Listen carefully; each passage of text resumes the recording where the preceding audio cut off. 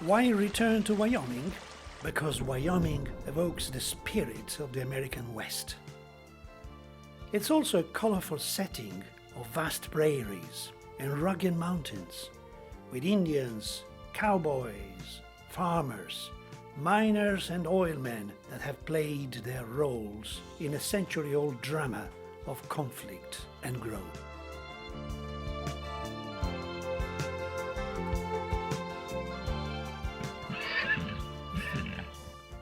Also a land of beauty, of serenity and of awe. Deep canyons with spectacular rivers snake between high rock walls and impenetrable forests.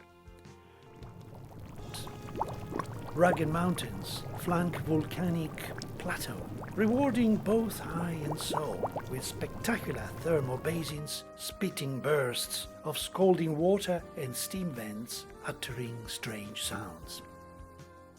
Crystal clear alpine lakes, glaciers, snowfields, forests, huge mountains and valleys.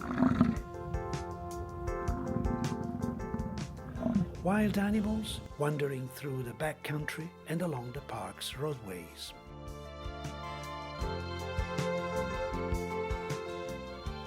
Why Wyoming? Because Wyoming is nature's masterpiece of stunningly diverse landscapes and activities that provide exhilarating thrills to all enthusiastic visitors.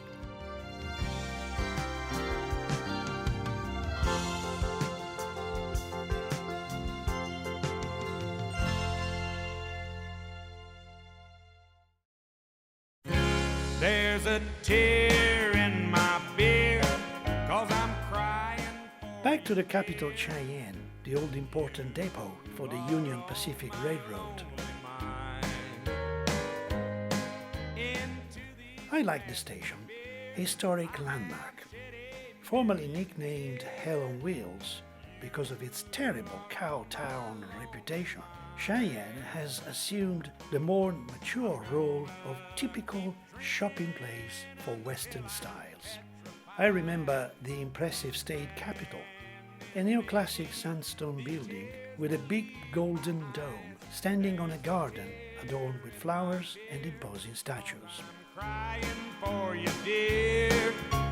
You are on my lonely mind. Last night I walked the floor.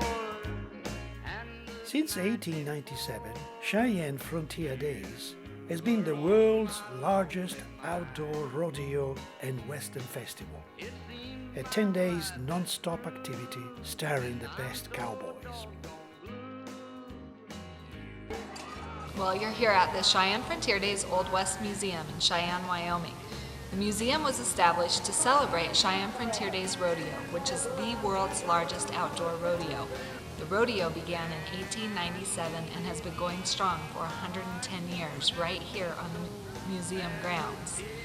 The museum's main collections consist of carriages.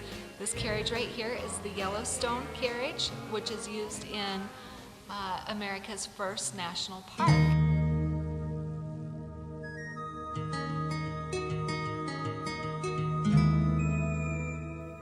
The Interstate 80 between Cheyenne, Laramie and Rawlins was the first transcontinental highway linking the east and the west coast of America, climbing to the summit of the Laramie Range through the scenic Pole Mountain area.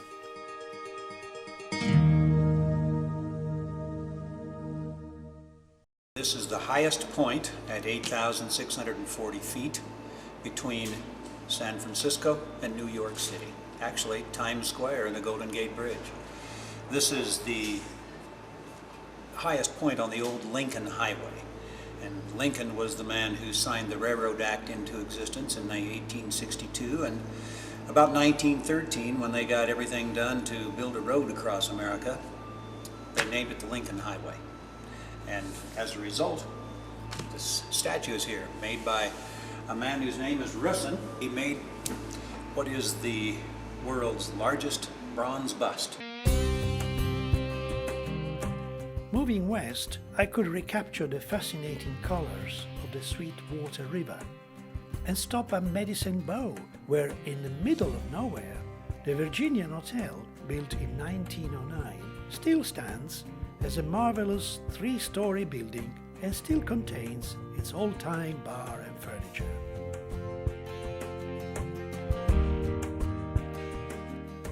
At that time, it was the largest hotel between Denver and Salt Lake.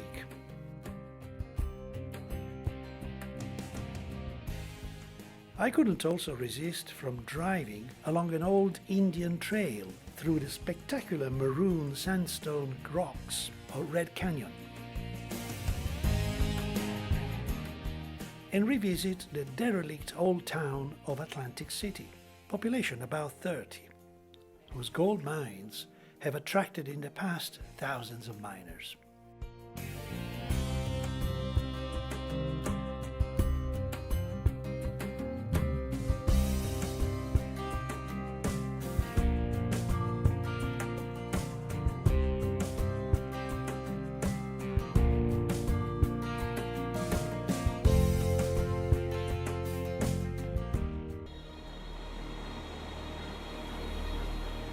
This area, called Sinks Canyon, also contains one of Wyoming's geological wonders, a river that suddenly plunges into a big mysterious cave, called Sinks, only to re-emerge half a mile downstream.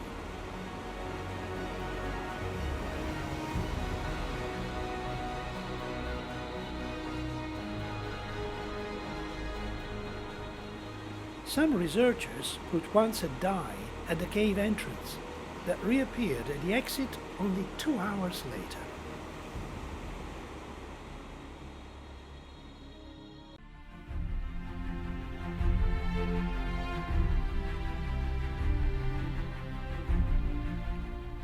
In this long and beautiful canyon flows a river that oddly has 2 names. The canyon is called Wind River, but the river was called Bighorn River by the explorers Lewis and Clark, and Wind River by the Crow Indians.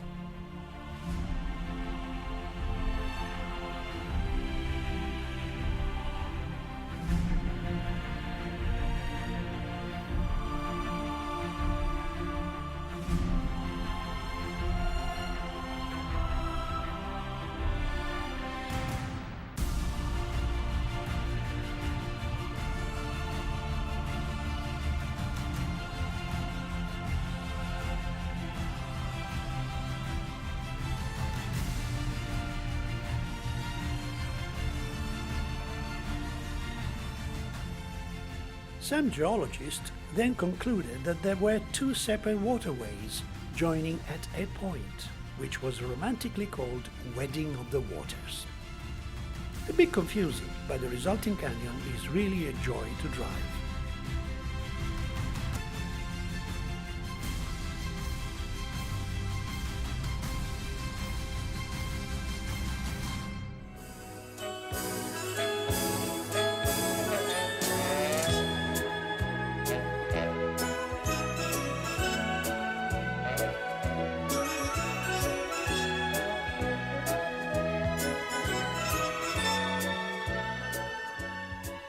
This concludes my return to Wyoming. Often called the first state of outdoor America, Wyoming has something to please everyone, from the thrill seeker to the natural lover. It is still very fascinating to me.